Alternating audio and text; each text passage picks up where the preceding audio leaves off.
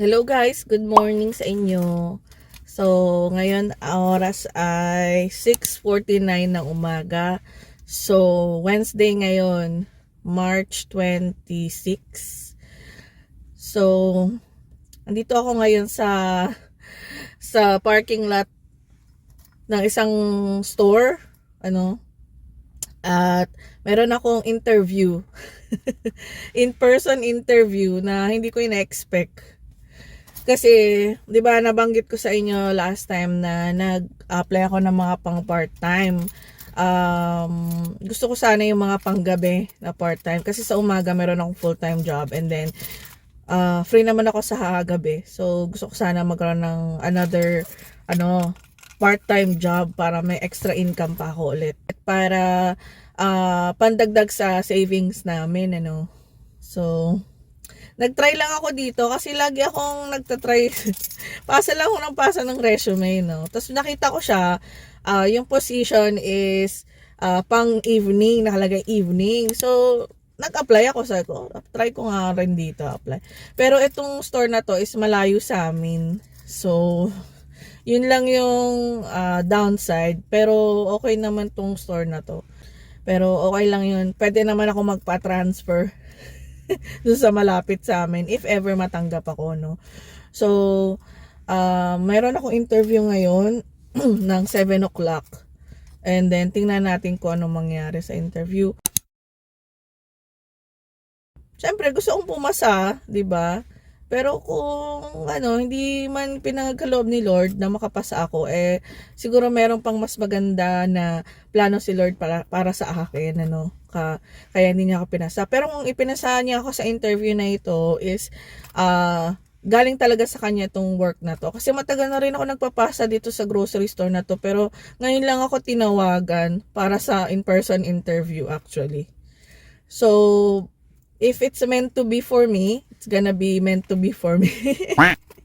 It's gonna be for me, di ba? Makakapasa ako. Pero kung hindi, okay lang din. Kasi unexpected talaga. Talaga nagulat ako. Kasi usually, ang reply nila, okay, message ka na lang namin kapag meron ng time and day para sa isang interview. Kasi ngayon wala pa kaming available na interview. Kasi ang sumasagot sa application is AI na siya ngayon actually. Dati email ngayon AI na siya. So nagulat ako nung nagpasa ako, biglang after ilang minutes lang, biglang yung cellphone ko parang nag-beep siya twice. Sabi ko, ano yun? Chinek ko yung messages ko tsaka yung email. Nagulat ako, available daw sila for interview in person. Mamili daw ako ng date, kung anong date at time ang available ako. Tapos nagulat ako. Sabi ko, bago to sabi ko. Di pinili ko na yung pinaka maaga na day na available ako. So today is Wednesday, day off ko, 'di ba? Pag Wednesday. So ayun, tinry ko na rin, no. Malay natin, 'di ba? Okay man o hindi okay yung maging resulta, 'di ba?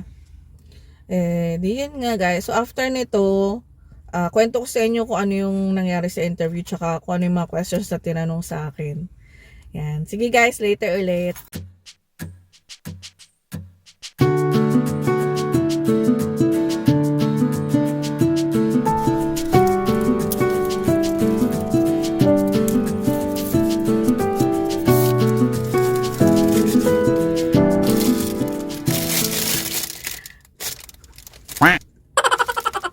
Hello guys. Kain tayo. Yan. So, kain lang ako ng breakfast kasi tapos yung interview ko, no. So, kwento ko na lang sa inyo later. So, ngayon naman, kakain lang ako ng breakfast and then pupunta na ako dun sa cleaning ko. May cleaning ako ngayon actually. So, itong cleaning na to, ito yung once a month naman na cleaning ko. So, sinakto ko na kasi malapit lang to dun sa lugar ng interview ko. So, para isang puntahan na lang, hindi sayang sa gas. Yun. Kain. Teams.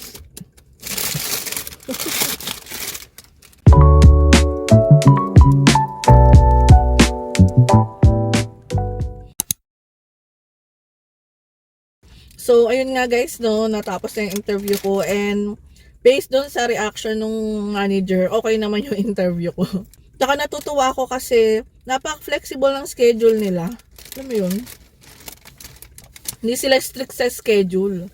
Hindi sila yung kailangan ito lang yung schedule mo, ito lang available namin schedule para sa position mo na ina-apply. So, sabi ng manager sa akin, ilang oras, ilang araw ka ba pwedeng mag-work? Sabi niya. Sabi ko, 3 to 4 days. Sabi ko gano'n. Sabi niya, oh yeah. Sabi niya, okay yan. Sabi niya. Tapos, evening, sabi niya. Sabi ko, opo. Oh, mga 5, sabi niya. So, takto. 5 naman yung hinahanap ko ng schedule, 5 to 11. So, ayun nga guys, no, yung interview sa akin is, okay naman yung results. Nag-start kasi, so 7 o'clock kasi yung interview ko, di ba? And then, nantay ko pa yung mag-interview sa akin kasi yung manager na mag-interview sa akin is, panggabi siya na manager. May mga finish lang siya. So, na-interview niya ako after 10 minutes. So, nagantay ako doon sa may customer service ng mga 10 minutes. Okay lang naman. Hindi naman ako nagmamadali kasi. Dinala niya ako doon sa back office. And then, upo kami doon sa parang conference, parang meeting room nila, ganyan. Tapos doon niya ako in-interview. Tapos tinanong niya ako, sabi niya, may resume ka bang dala?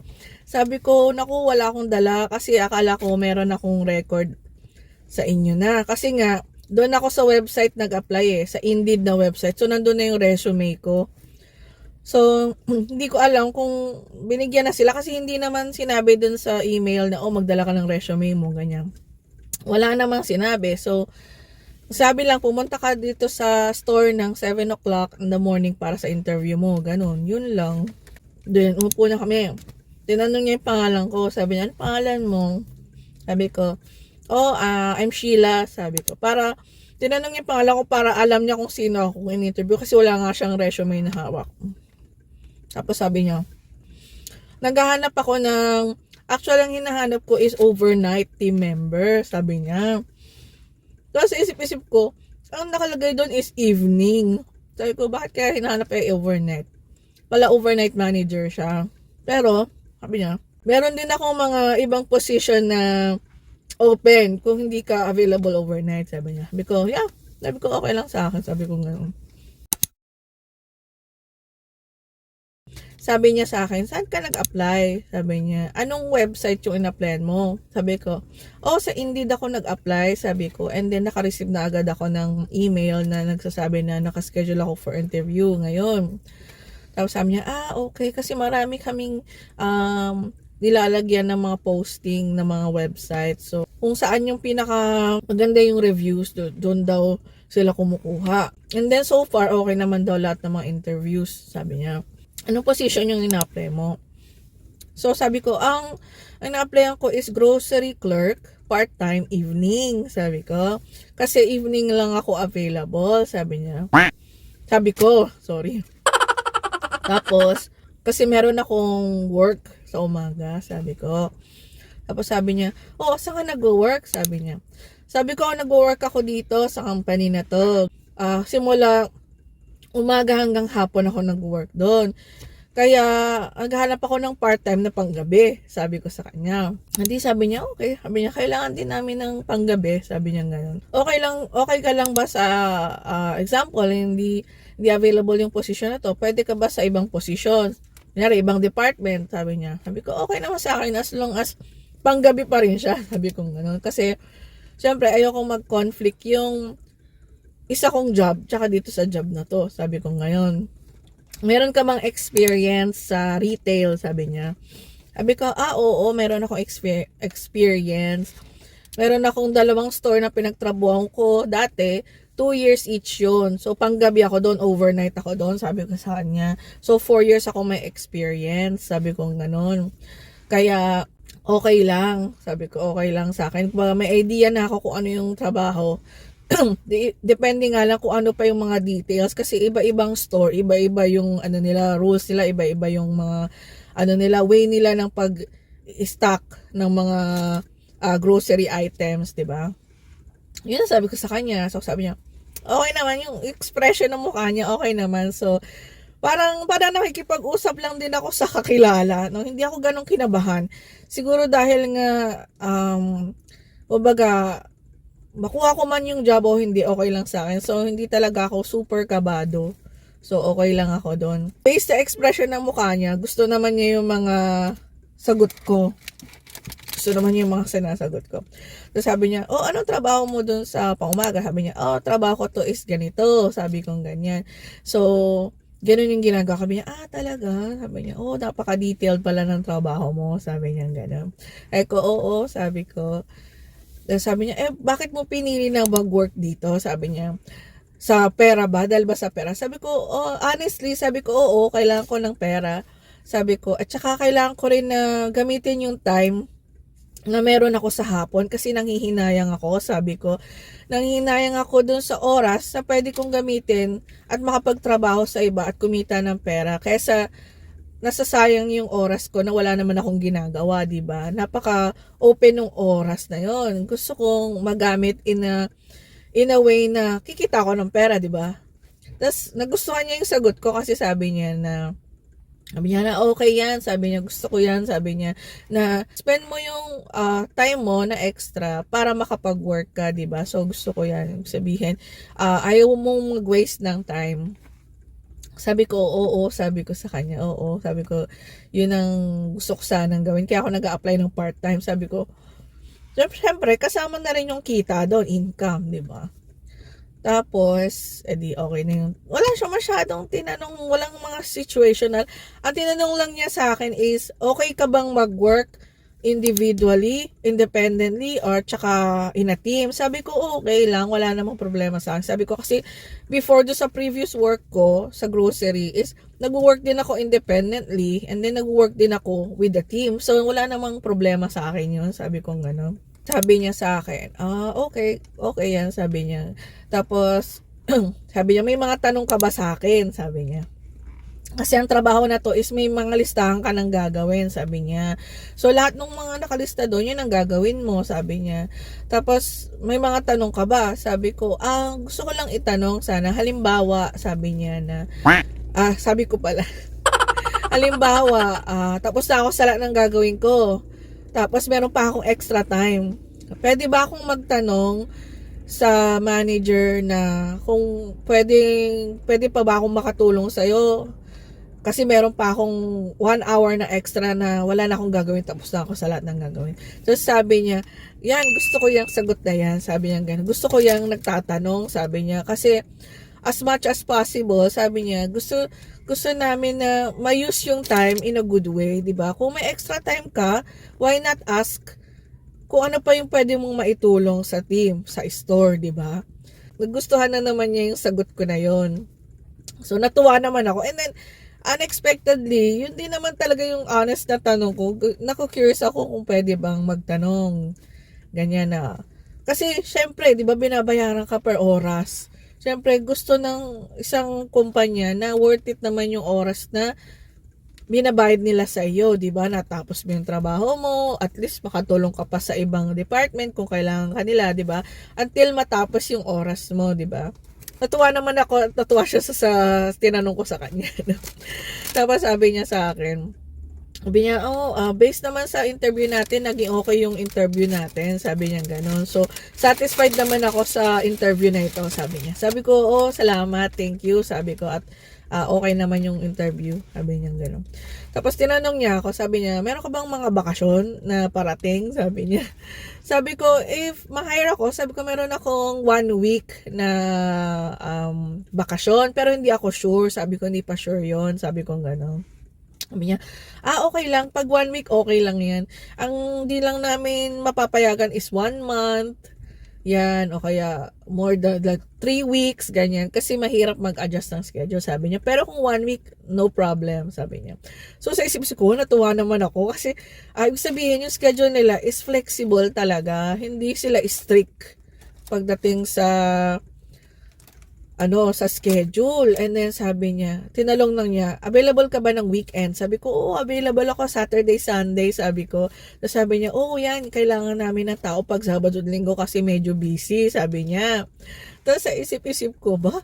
ko, saktong-sakto to ha, sabi ko. Na ano na ako, natutuwa na ako kasi parang ito yung gusto ko na schedule na hindi ka limit lang sa gusto ng company. Kumbaga flexible yung schedule nila na okay sige ganito ka available, kunyari available ka lang ng Saturday, Sunday, Monday, Tuesday. So okay sa amin, walang problema. Yan, bibigyan ka namin ng work based on sa kung kailan ka available. And then sinabi rin niya sa akin, sabi niya na okay, wala nang problema kasi ayaw naman namin na mag-conflict yung work mo sa umaga at saka ito. So gagawa tayo ng schedule na mag-work sa parehas mong trabaho, sabi niya. So natutuwa naman ako sa sinabi niya nung manager na yun, no. At saka, based sa encounter ko sa kanya sa interview, parang mabait siya na manager. Hindi siya mayabang, Hindi siya, parang humble siya, ganyan. Pero, I don't know, yun lang yung first impression ko sa kanya. So, hindi ko alam pag naka-work ko na siya, kung paano ba siya mag-work. So, doon ko makikita. Pero, based doon sa first impression ko sa interview, is okay naman siyang manager. Kasi may mga manager na parang stricto agad na, gusto ko ganito, ganyan. Parang ganon. So, siya naman, feeling ko hindi naman siya ganon. So, hopefully, kung ma-hire man ako sa trabaho na to is maging okay siya. Tsaka, actually, hindi talaga siya yung tao na mag-interview sa akin. So, thankful ako na siya yung nag-interview sa akin kasi based sa impression ko rin sa kanya, first impression ko sa kanya, hindi siya bias. Kumbaga, binibigyan niya ng chance lahat. Parang ganoon. Kasi minsan, may mga managers na bias sila Di ba bias sila? Especially yung mga managers na, kunwari, may certain race. Kunyari, ang manager na to is ganitong race siya. So, syempre, gusto niyang i-hire yung mga kagaya niya, di ba? Na hindi na napapansin yung mga ibang importanting points like experience, 'di ba? The way na sumagot sa mga questions. So hindi na nababypass na yun kasi nga ang priority ng manager na yun is mag-hire ng kagaya niya na race na parehas sila. So natutuwa ako kasi itong manager na to is sa tingin ko hindi siya ganun na manager. Hindi siya bias. So hopefully tama rin ako doon sa bagay na yun. Ayun guys, anong oras na ba? Waga pa naman. Feeling ko 30 minutes na ako nagsasalita sa dami ng sinabi ko.